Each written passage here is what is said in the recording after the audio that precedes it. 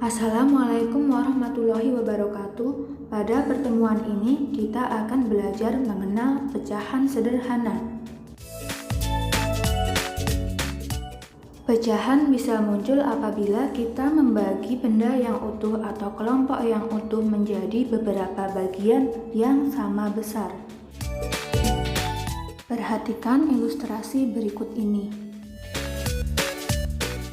Kita akan membagi kue menjadi dua bagian. Pada ilustrasi pertama, masing-masing pembagian disebut setengah. Sedangkan pada pembagian kedua, masing-masing bagian tidak bernilai setengah. Mengapa bisa demikian? Mari kita perhatikan penjelasan berikut ini. Pada pembagian pertama, kita membagi menjadi dua bagian yang sama besar, sehingga setiap bagian disebut setengah. Sedangkan pada pembagian kedua, kita membagi menjadi dua bagian yang tidak sama besar, sehingga masing-masing tidak dapat disebut bernilai setengah.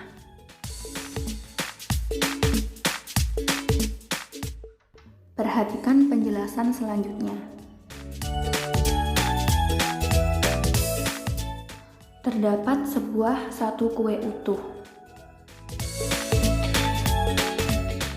Kemudian kita membaginya menjadi dua bagian yang sama besar. Setiap bagian bernilai 1/2 atau setengah.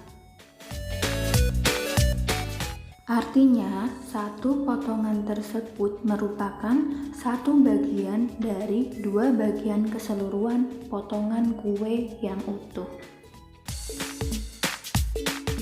Sebuah puding yang utuh akan kita potong menjadi 3 bagian yang sama besar.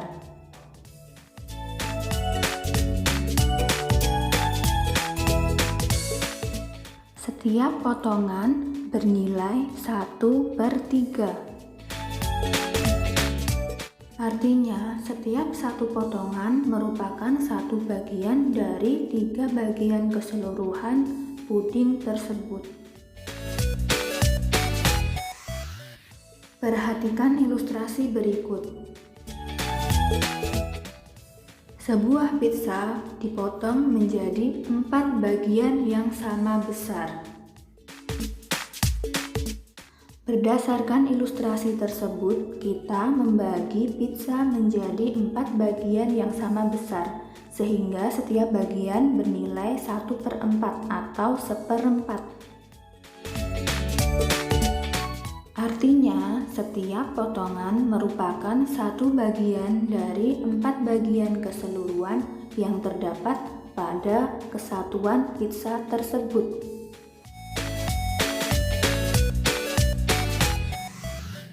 Mari kita tentukan nilai setengah dari persegi panjang berikut.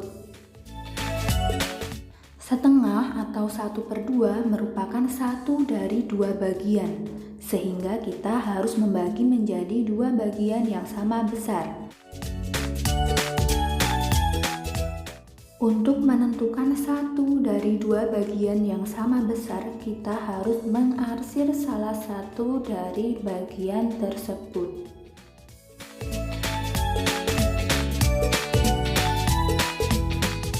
Bagian yang diarsir merupakan setengah bagian atau 1/2 bagian. Tentukan 1/3 bagian dari persegi panjang berikut. Langkah pertama, kita harus membagi persegi panjang menjadi 3 bagian yang sama besar. Kemudian kita arsir satu bagian. Bagian yang diarsir bernilai 1/3 atau 1/3 bagian. Selanjutnya kita akan menentukan nilai 1/4 bagian dari persegi panjang berikut. Pertama-tama kita bagi persegi panjang menjadi 4 bagian yang sama besar. Lalu kita arsir satu bagian. Bagian yang diarsir bernilai 1/4 atau 1/4.